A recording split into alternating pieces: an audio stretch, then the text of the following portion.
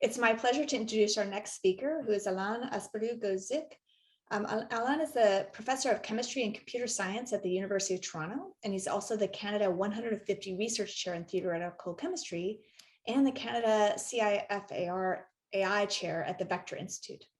And I think this is really interesting. He also holds a Google Industrial Research Chair in quantum computing. Alán's the director of the this is a really interesting, I'll have to hear more about this. So the director of the Acceleration Consortium, I think is very interesting because it sounds like an initiative to gather thought leaders around pre-competitive research ideas that are in the future. Very interesting. Alán conducts research in the interfaces of quantum information, chemistry, machine learning, and chemistry. He's received a lot of awards, including the Google Focused Award for Quantum Computing and the Sloan Research Fellowship, the Camille and Henry Dreyfus Teacher Scholar. And he also was selected as one of the best innovators under the age of 35 by MIT Technology Review. So we're very delighted to have you here today, and go ahead, Alán. Thank you, Heather. And you guys don't know, but in the background, we just literally changed my presentation, given what you guys heard already about. So this talk will be more on the neural network side, although I will also at the end show you a little bit about our robotic efforts, but I will try to front load the AI piece, okay?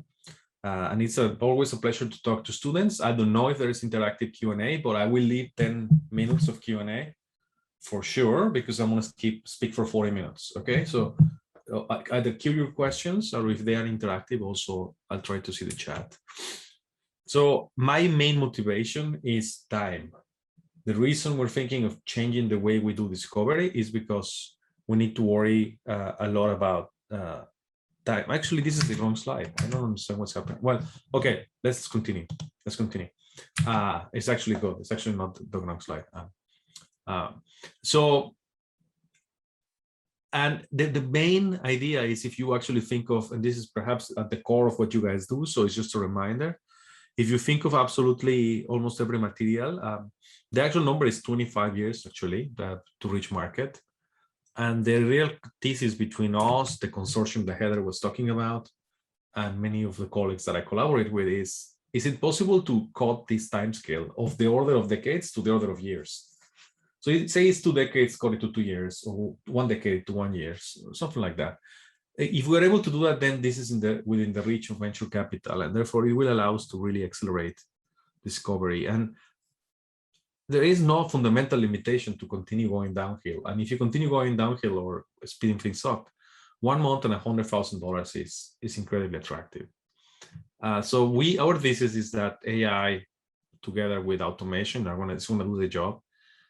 Given the previous speakers and what I saw in your schedule, I will tell you more about generative models for AI and AI representations rather than robotics. But needless to say, you might have heard already in the summer school the idea of what is called closed loop discovery, very different than regular high throughput virtual science. In the sense, high throughput screening, in the sense that we use an AI to make a decision as soon as possible, in the same way you steer a car in a freeway. It's like if you were to do high throughput virtual screening, you will throw the cars in the freeway, and then so many miles later you will steer them, right? I mean, in a sense, you can carry out hundreds of experiments and make a decision rather than carrying out hundreds of thousands of experiments and then making a decision after. So it is that early intervention and modern AI methods that differentiate the so-called combinatorial chemistry of the 90s to what we're doing nowadays. With big, big splashes also comes recognition, but also responsibility. So last year, MIT Technology Review, which was already mentioned, talked about 10 breakthrough technologies for the last year. And one of them includes AI discovered molecules, the topic of this talk. And I work at 3 of these 4 institutions and collaborated with one of them. So I'm involved in this kind of area, and I'll tell you a little bit about why I think MIT Technology Review decided to highlight it last year. So firstly, because we're going to try to talk more about methods today, still at a high level, but getting into as much detail we can get in 40 minutes. you want to have methodology, terminology right. When it's not interchangeable to say AI, machine learning, and deep learning. This is the hierarchy. When you say AI, you mean really a huge field, probably larger than the field of chemistry or equally large. All sorts of different subdisciplines, ideas, conflicting viewpoints, complementary viewpoints, etc. General AI is the idea of the Terminator. We'll come back to the Terminator and androids for a while in this talk. But shallow AI is basically directed to some application, and is example of Siri, or is example of your self-driving car. In our case, of course, the area of machine learning, which is mathematically models that as they gain more data points, they adapt themselves and basically, based on those experiences, can actually make predictions. Contains also many different types of learning, and the two that I will tell you today are deep learning. Bayesian modeling is the one that a little bit left out because of the robotics de-emphasis. And also, of course, robotic process automation, but by no means these are the only ones that you will be encountering in the field of chemical sciences or material science. So I encourage you, grad students, to take classes in this domain. Okay, this is going to be very important for the future of your careers.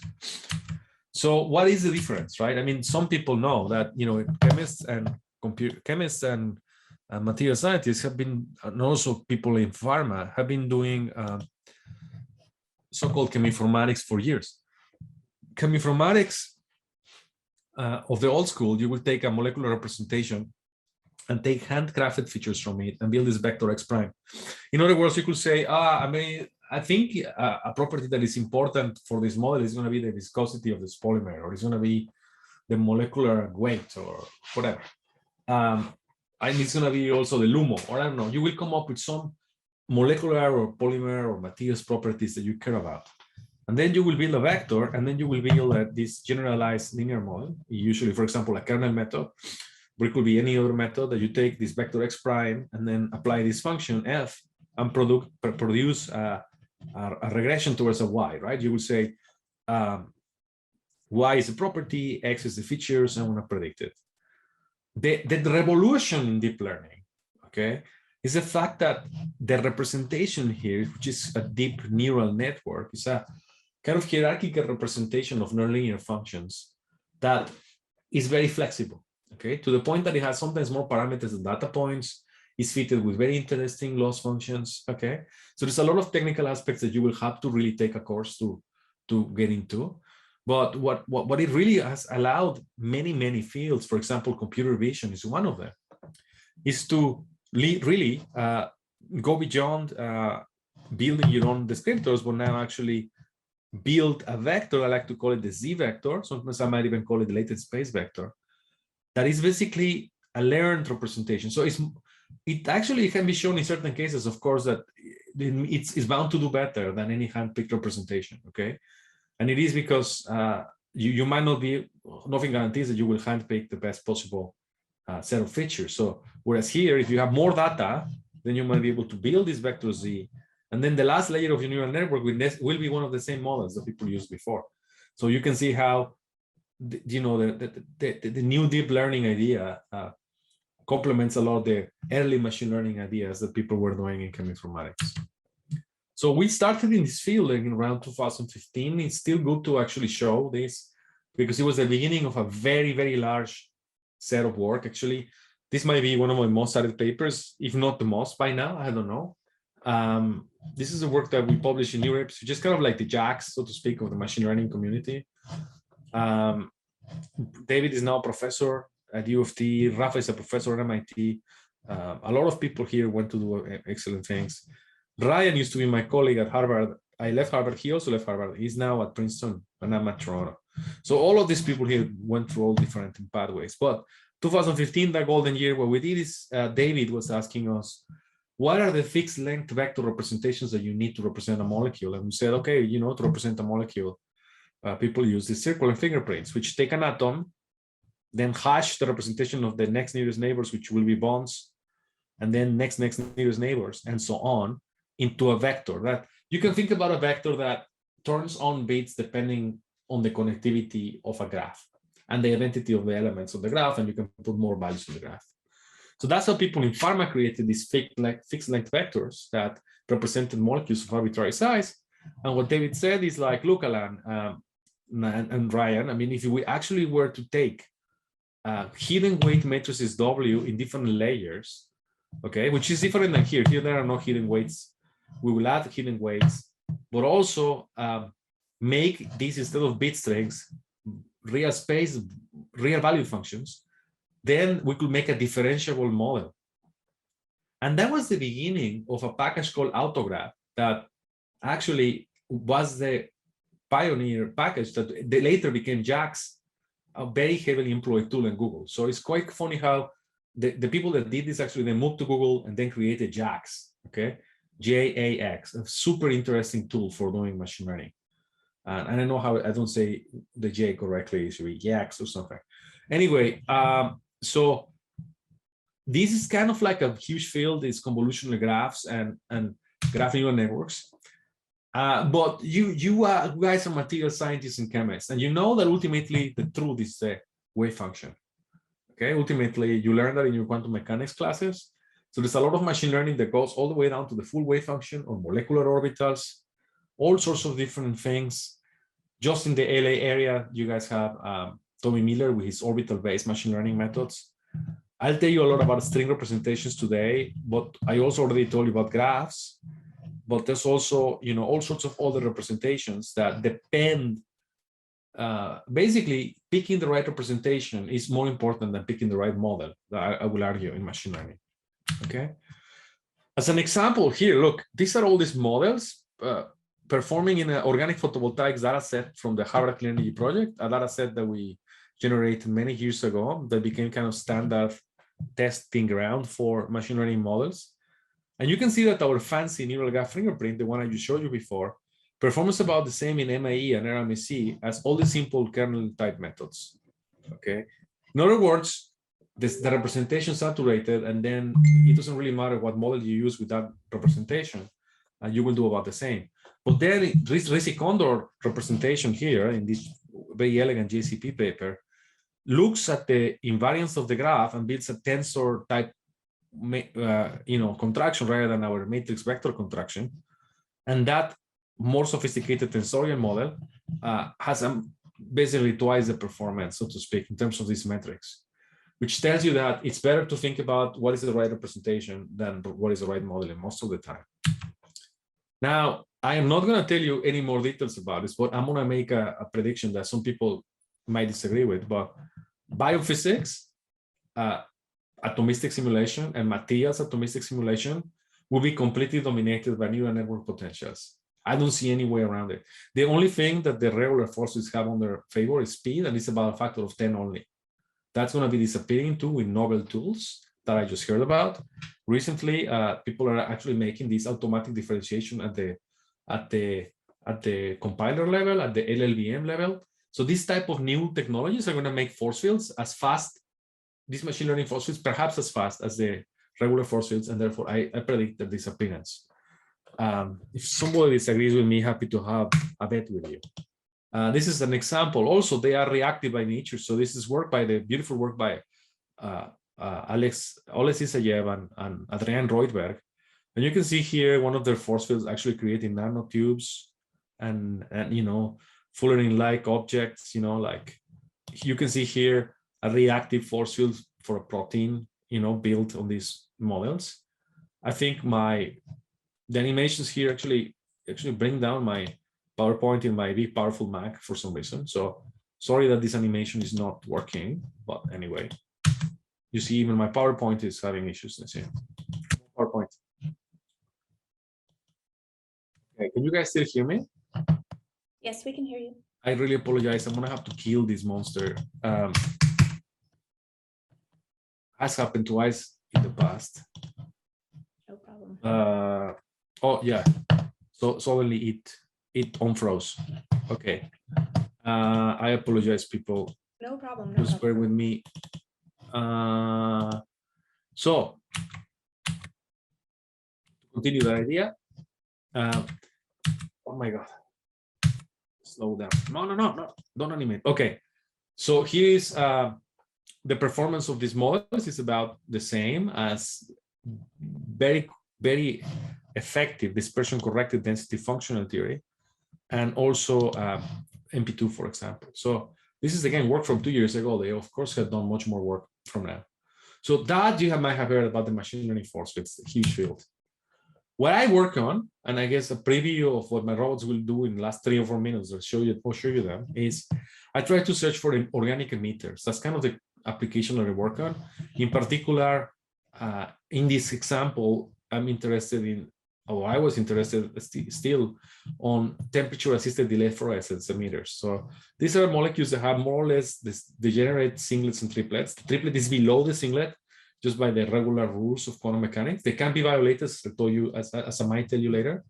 But bottom line, there were very few molecules around 2014 that satisfied this very small gap and still were bright molecules. I'm skipping the photophysics in the interest of time. But what basically we built then was a very interesting system that took about 1 million molecules from a library, used machine learning to actually predict the rest of the library with 10% of it, and then down selected, synthesized and tested and made all the devices, and it became like a nice Nature Materials paper. Kind of iconic of machine learning workflows, but still very slow because experimentation was done by hand. And this is what actually motivated me as a computational person to start a laboratory upon my move to Toronto. So I decided to leave the United States in 2016 when Trump was elected. It took 2 years to get to Toronto, but since 2016, when we published this paper, we were already thinking about how to automate. And it just happened to be the case that we built the lab when we moved here. So now I'm gonna spoil for you, all of you, the movie Blade Runner. I know many of young people haven't watched it. You should. It's a classic, and the original classic has, here Harrison Ford, which is Deckard, trying to identify and kill androids. That's his job. Okay, and here we have Barry, Priest, Sebastian, and Rachel, which are data points, right? And therefore, here's the answer. These are the labels. So these are androids that he has to kill, and then humans that he doesn't need to kill. The ultimate philosophical question of the movie is if Deckard himself is a human or an android. For those of you that have heard me before, I put it in my talks a lot before. It's a very perfect example of 2 different types of machine learning, and most of this talk was going to be about one type, right? So the easy type that I've been mentioning up to right now, okay, is the classification regression task. I told you about this Y. I told you about the prediction of OLED properties. I told you about this idea of representations that take you to a simple idea. Given an X, give me the Y. Okay, so in that case, a concrete example is the classification between Android and human. Having said so, look, think about this guy. He has to generate human behavior, right? That's kind of weird, but it's kind of sampling from a probability distribution of potential human behavior. So you guys see this video and you think I'm a human, perhaps by the way I'm moving my arms, by the way I'm picking my nose and scratching my head, and like all sorts of movement that is sampled from the PDF of human movement and voice. And this is why almost any Android that you see, even though their skin might even look like a human skin, somehow something is off, right? Because they're not really sampling from the right PDF. Having said so, look, generated computer faces is pretty high, right? I mean, the PDF of computer faces of celebrities or regular people is already pretty advanced. So if you go to whichfaceisreal.com or this person does not exist.com and you start reloading the websites, you will start seeing computer-generated faces. And these are all computer-generated faces that could look pretty, pretty realistic. Except sometimes there are some artifacts, like this finger might be a little bit strange, or the hair has some features in this face that are perhaps not, if you not pay attention, you might think, oh, maybe there's a missing ear here. Who knows? So these generators might not be perfect, but that's kind of where the state of the art for faces is. And what we pioneered is the use of these models for chemistry and material science. So these are called generative models. And again, they are more ambitious. They try to generate the joint probability distribution. Some of you are graduate students. I like to say to grad students here that you use generative models all the time. The molecular dynamics example I told you before is a generative model of the Boltzmann distribution, or Monte Carlo methods that you might have learned in your classes are also generative models. Okay, there are generative models of something that we can use very simple formulas like Metropolis Hastings or integration of the Newton's equation of motion to actually generate the data points. But generative models can be used for more complicated things, as the example of, this paper, again, done by Rafa, when he was a postdoc in my lab, and perhaps together with everyone, I showed you one of my favorite machine learning works out of my own lab. And why we're so excited about this paper? Because what we did in this paper was the first in the field. So we took molecular representation, in this case, a text representation, compress it into a differentiable continuous space, and then decompressed it. It's like funnel of information, not funnel, but also takes discrete objects like molecules and converts them into a continuous representation of 200 dimensions. Of course, there's a lot of dimensionality reduction methods, but they're usually not bidirectional. What is super sexy about it is that we have two neural networks, one can encode and one can decode out of it. So on the face of it, if you train a system to draw benzene and give you benzene back, sounds like a very stupid system. Given a molecule, draw it back to me. That's why it's called an autoencoder, encodes the same amount of information in and out. But it is compressing it through a funnel. And that's very important because it's trying to learn the main features. And therefore, it can reproduce the data set. That's what autoencoders and generative adversarial networks and other tools like this are the ones that are used to generate the faces that I showed you. Given enough faces of data, they will create this latent space of faces, and you can even interpolate between faces and do very interesting things. So what we did in this paper was to say, okay, look, if we do that for drug-like molecules, but also add a property prediction network that maps with way less points, maybe 4,000 points, a few thousand points of experimental data, that latent space to property, you could in principle climb that property model. In that case, it was a Gaussian process model, figure out what was the best molecule with that property, and then backtrack which molecule was that. And you might know that this problem is called inverse design, and it's a central problem to chemistry and material science. And therefore, I argue inverse design is accessible by all these type of neural networks. And here are several models that you could use. Again, I told you representation is more important than model, but here are several models that can do these generative tasks. So the proof is in the pudding. This is where I think MIT Technology Review saw the potential. In this paper in 2019, I collaborated with Alex Shaborankov, a great scientist, and his team of mostly Russians, although they are based in China, but also with Wuxi, Aptec, in really proving this. Like we use 46 days workflow of using a generative model to generate and then filter down molecules that could potentially be good DDR1 kinase inhibitors, take them all the way to animals. This was not robotized, but done by hand, but with a lot of people. And then we were able to, in 46 days, identify a potential candidate for drug discovery. There was some noise in the literature because some competitors from other companies also were saying, hey, you know, you could have gotten a better compound number 3, things like that. So that happened in the literature, even comments and responses in the paper. The funny thing is that the proof is in the pudding. Just a few months ago, in silico raised more than $500 million in a round to develop a DDR1 kinase inhibitor that is already in clinical trials. So even if this particular early study was not the right molecule and not even the right receptor, they went to another receptor. Now, with the new receptor and the new molecule, this company already has $500 million to develop the compound. So this is real. This is happening, and it's changing the pharma industry. And the question is, will it change the materials industry? There are a couple more papers on antibiotics, one from APFL and one from MIT that you can actually check here. So more relevant to us in materials or molecules. We collaborated with my friend Yu-Sung Jung, my former lab mate in the Head Gordon group when I was a postdoc, and he's now a professor in KAIST in Korea. So he was very interested in our work, and I collaborated with his group to actually do the solid state version. And this is an example where we sat down and trained an autoencoder with the materials project and generated particular vanadium oxide compositions, low energy polymers that potentially could be catalysts, right? And these are low energy enough that could potentially be synthesized, but these are phases of vanadium oxides that people didn't know about. More recently, in this year, Jianpeng Yao from my lab, which by the way is looking for faculty jobs right now. So if anybody has faculty jobs lying around, Jianpeng might be fantastic. Did the same thing for metal organic frameworks. which is kind of interesting because it's a big, complicated problem. It's similar to the problem of crystals in some sense, but also to molecules.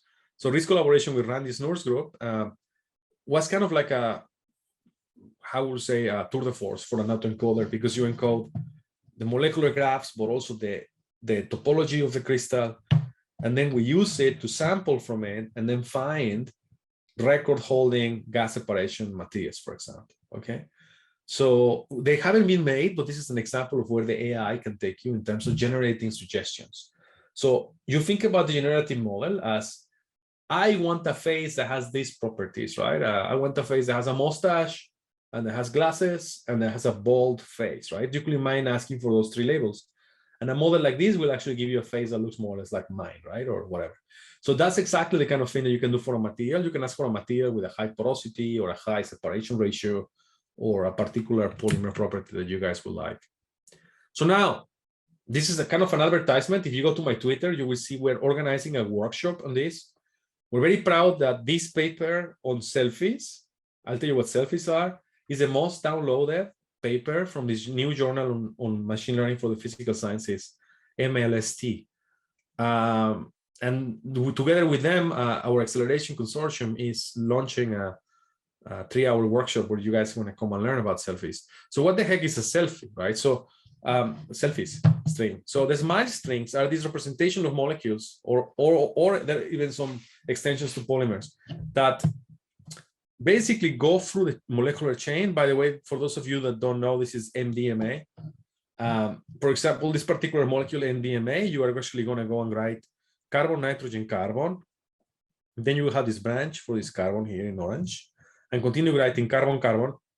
This number 1 determines a ring that will be closed later, etc. Mario Kren in my lab figured out a way to make strings. First realization is that strings are like computer programs. So in some sense, you can imagine them as universal computers, and therefore you can write a string program that guides a molecule in such a way that any random of the strings, no matter how you reorder the symbols, will be valid.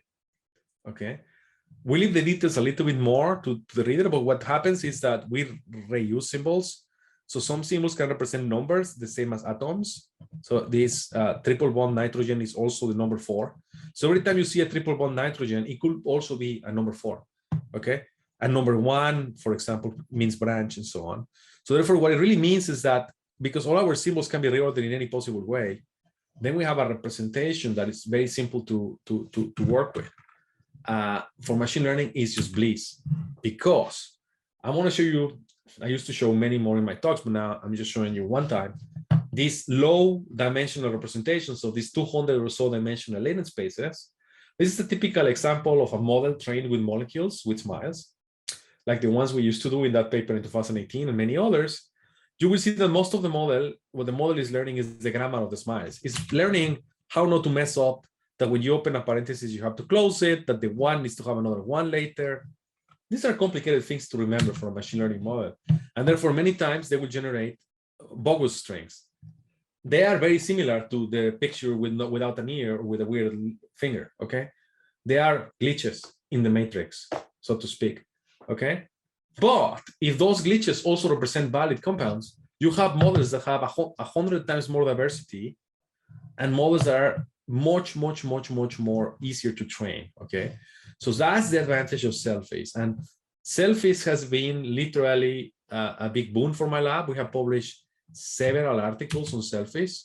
And, you know, even randomly sampling from the selfies, this is an optimization for the logarithm of the partition coefficient between octanol and water. Very famous optimization. We invented this method called penalize that now everybody uses, which basically tries to penalize rings that are not 6-member rings and 5-member rings. You know, otherwise the models try to create these weird rings. So that penalized log p metric shows you that, you know, with a genetic algorithm like ours, you can generate genetic algorithms, by the way, are also generative models. So these old algorithms, still very powerful, actually genetic algorithms, arguably are even better than generative models in many cases at generating candidates that you can optimize. And in this case, we show that a genetic algorithm coupled to a neural network achieves at the time state of the art. And ICLR for those chemists is kind of, again, it's kind of like the Angevante, so to speak, of the machine learning world. So it's another top journal in the machine learning community. So getting inside of those as a chemist is very hard. The reason I'm telling you that is that the machine learning people recognize those works as important, okay? So now, since then, there's all sorts of papers from my lab. This slide is outdated. Many of these things are now published using selfies. But I'm going to show you Pacitea. You can tell I'm telling you a lot about drugs here. In Toronto, many of them are legal, so that's great. So, and I'm already, if I'm correct, I'm already speaking for 28 minutes, so I have 12 minutes left of speaking time. Okay, so I'm going to go as far as I go. But let me just tell you, hopefully this video works. What is deep dreaming? Another thing developed by the Google guys that, maybe there might be some noise here, I'm gonna remove. What you're seeing here is navigating through the weights of I think it's a convolutional, almost sure, convolutional neural network trained on images, okay? And as we go down and down on the different layers of the network, you will start seeing that features that look more and more like animals will be appearing, okay? So this is a way of having what is called explainable AI, where you can see actually what is the neural network dreaming as you actually go through its different layers. So some of you might be seeing now eyes starting to emerge or scales of skin of animals. I want to try to just, this video is quite long, so I'm going to try to just go and fast forward on it. Funny thing is I'm losing my mouse when I enter this YouTube window. So it looks like I cannot fast forward. Okay, it fast forwarded a little bit. I know it restarted. I really apologize. This is weird. Oh yeah, I can go. Never mind. This is the first time this happened, so I cannot fast forward on the video, sorry. But believe me, if you actually download this one, I can send you the link. You will see faces, eyes, like this, kind of weird representations of animal-like data.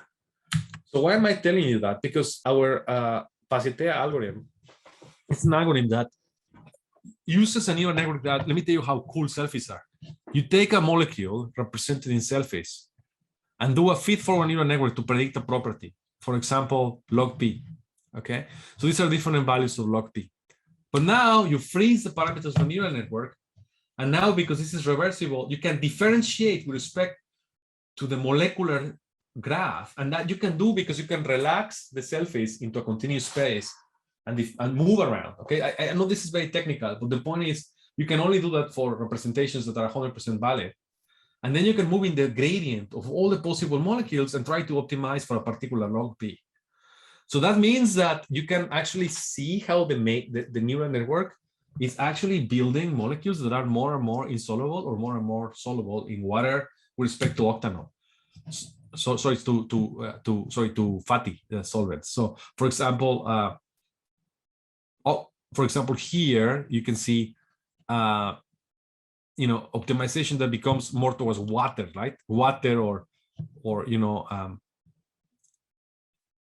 in this case, fatty. Sorry, it doesn't look very well. So for example, here you go from something that is more soluble to something that is less soluble, so to speak, okay? So that allows us to kind of interpret what's going on in the machine learning models. Okay, so this is just examples, and for the remainder of my talk, maybe the last 10 minutes, I want to tell you a little bit about our robotics. 8 minutes, okay? So there was a very kind of relevant report of a workshop that we ran in Mexico City. Just by chance, Heather just showed me a picture of her with a pyramid from Mexico in her website. And by chance, I just had my Mexican pyramids as a background because I gave a talk in Mexico or virtually 2 days ago. When this workshop was held also in the same city that Heather and I were talking about, Mexico City, by the United States, Canada, and Mexico. And in this workshop with more than 50 scientists, this report talks about these materials acceleration platforms that you guys heard about by Joshua Schreier, for example, which participated here in this workshop. So basically ours is one for building organic lasers, and here are my collaborators, okay? Because I only have 8 minutes, I'm gonna skip many slides and I'm gonna just go to the point, to the slide that I wanna show you, okay? I wanna show you our system. and I'm going to show you what it can do. Just right to the point. Okay, so our system is a ChemSpeed, and you heard from them, coupled to an HPLC, coupled to ultra-fast lasers. Okay, so we're making these molecules, synthesizing them, injecting them back into an HPLC. HPLC first identifies the peaks, and second, dilutes the molecules and sends them into an optical cell. And our molecules made with this thing were actually already being scaled and sent to our collaborator in Japan. This is an example of the ultra-fast measurement of the lifetime for making an organic laser, and really summarizing a lot of work in the last minutes.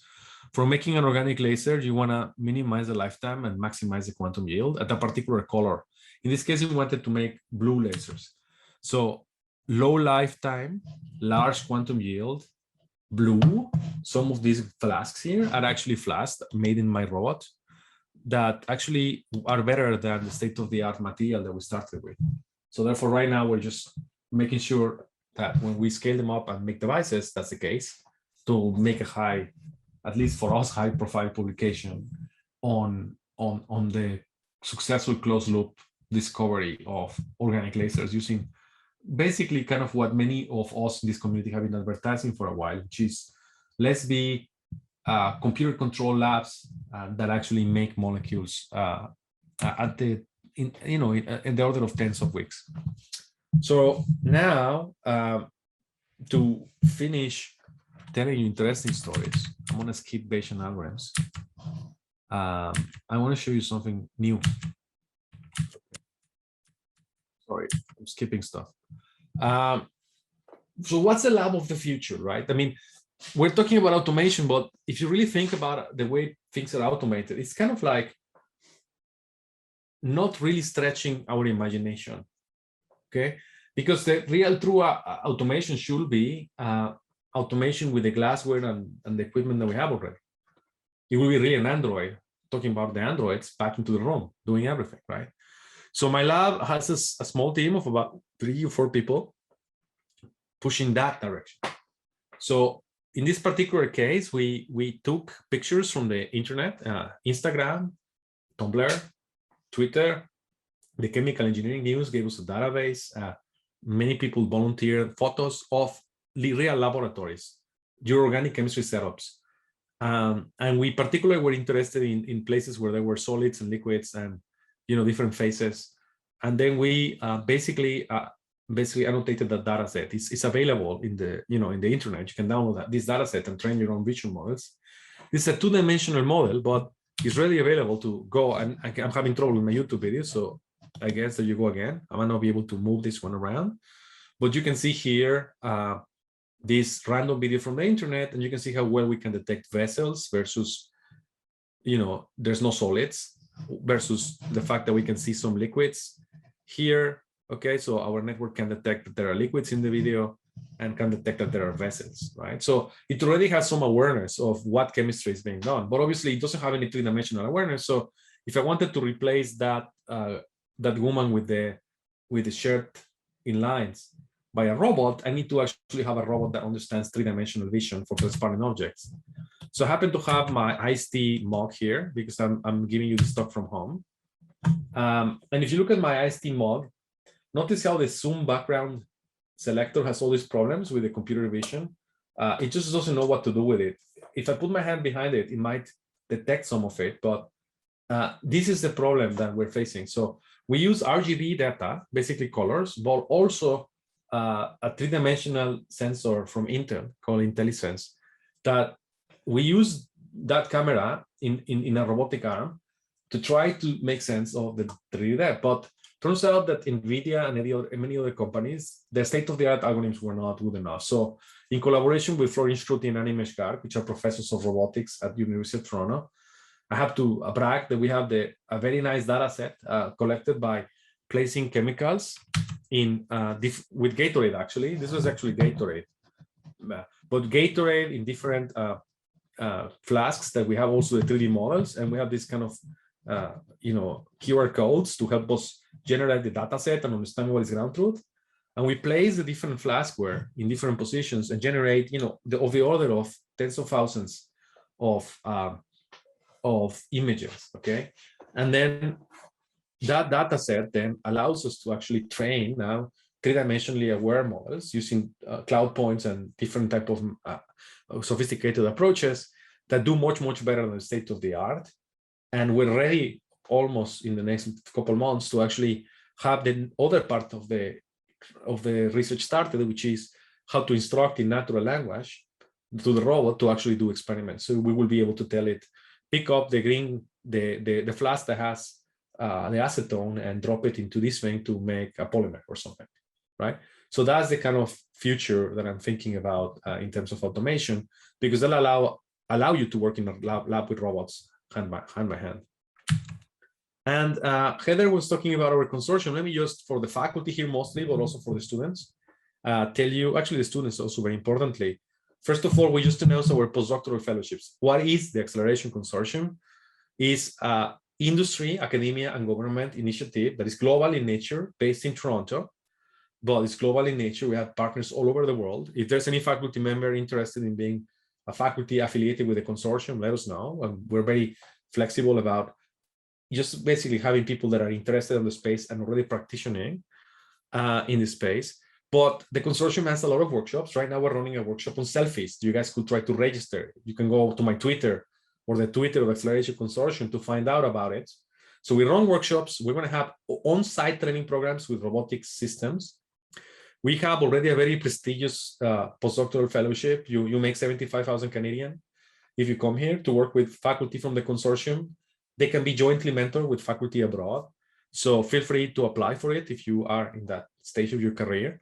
If anybody wants to do sabbatical in beautiful Toronto, we have a visiting faculty program that is funded by the consortium, and many other things like that, like a new conference called Accelerate 2021. Okay. Another advertisement, because I know I'm running into my time. I think I just spoke for 40 minutes. But another advertisement that is worth making, and this is where the ground slide deck was an issue, but allow me to share my screen again with your permission, is this one. We are about to launch, I mean, it's launched already, but now about to announce what are our handling editors and our editorial board and accept papers in about a couple of weeks of a new journal of the Royal Society of Chemistry on this topic. It's called Digital Discovery. We're very proud of it because it has many modern features, such as basically transparent peer review. You will be able to have an anonymous peer review that later publishes the reviewer's comments and the rebuttals. So I think it minimizes the potential of asshole reviewers. And also we have a fair reviewer that looks at your data and your code. Okay, so we're trying to innovate head on in this space, and it's going to open very soon. So a lot of the work that you guys are doing can potentially fit in digital discovery because it's for experiment and theory on data-driven chemistry. So feel free to send us your best work. We want to have a high impact to digital discovery. Is gold open access, and therefore that's what an announcement. And then on that note, I guess I just missed the slide of my group, which I should show, right? Otherwise, I am not really doing justice to my group. So I want to show a picture of my research group and then end with questions. Thank you for your patience, and especially with me hopping around between presentations. Well, maybe my group is not going to be that offended. I prefer to answer questions because I can't find my group's slide. So let me stop. So I always show it at the end, believe me. So anyway, I'm thanking my group. Great, thank you so much. Thank you so much for that informative talk. It was very interesting. It's now open for questions, and I see we have one here. How do the generative models behave when there is limited starting data? Yeah, so it's a very generic question. So let me try to answer. Usually the generative model is trained with a library of compounds that you already know about. For example, you will generate either or data mine, for example, in our case was drug-like molecules, or we have a data set of OLED-like molecules. Okay, so you want to generate OLED-like molecules, you generate a structural library of them. The limited data can be in the number of experiments that you have structural property data, okay? So you need about tens of thousands of those models, structures, but you can also generate them synthetically for the chemical space that you want to explore.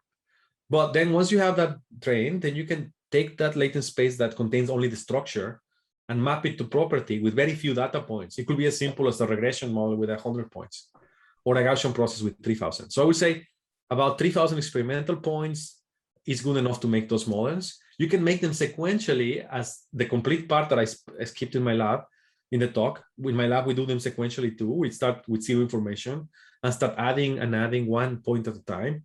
But this is where robotics is important, because hundreds and then thousands of experimental structural property data is what's going to guide you, okay? But the generative model can work without it. To begin with, getting the structural aspect of it, and then the semi-supervised learning aspect with the structural property is the one that allows you to do inverse design.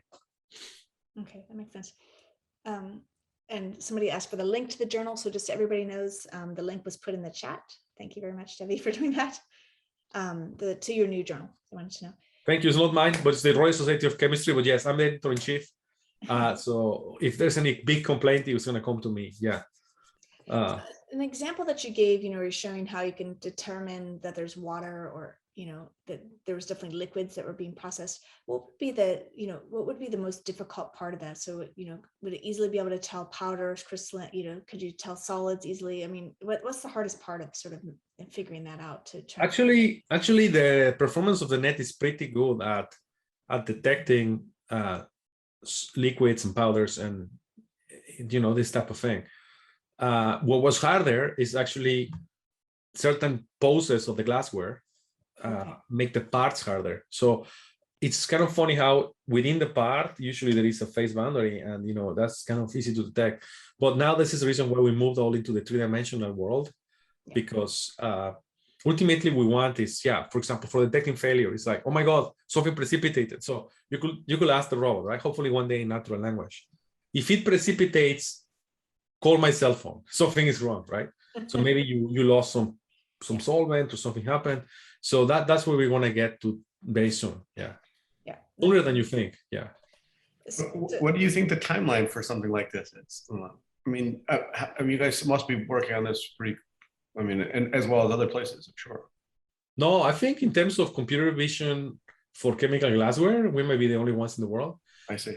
I would say, as far as I know, of course, I might be scooped. I talk about things before I publish them usually. So sometimes there are some groups that surprisingly do similar things, but that's fine. But as far as I know, we were the first ones that started in that path. And what we have is already the paper submitted where we can have the models in a very sophisticated way.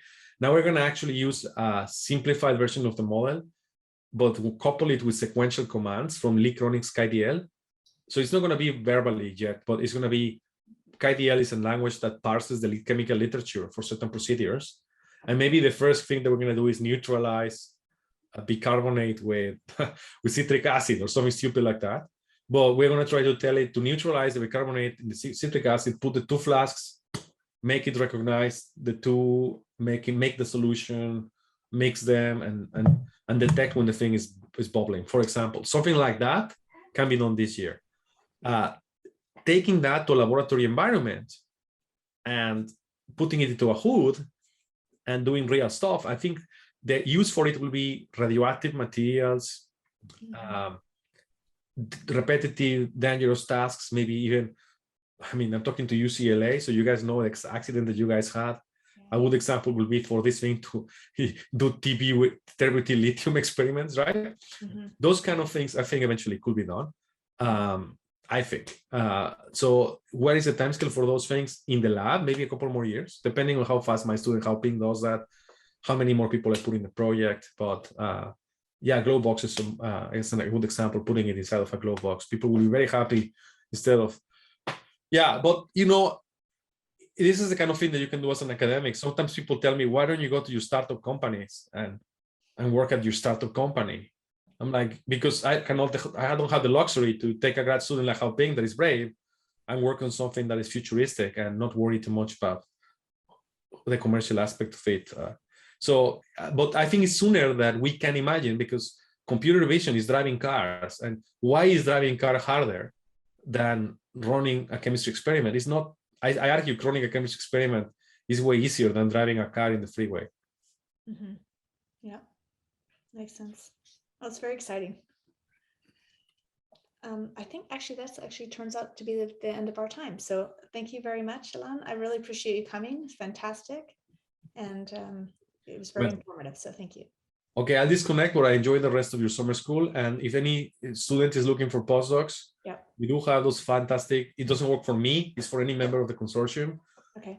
Check out our website. And also I'm looking personally for postdocs. So if anybody's looking, I have many openings. And thank you very much. Well, thank you so much. That was great and inspiring talk. Really appreciate it. Okay, bye-bye. Bye.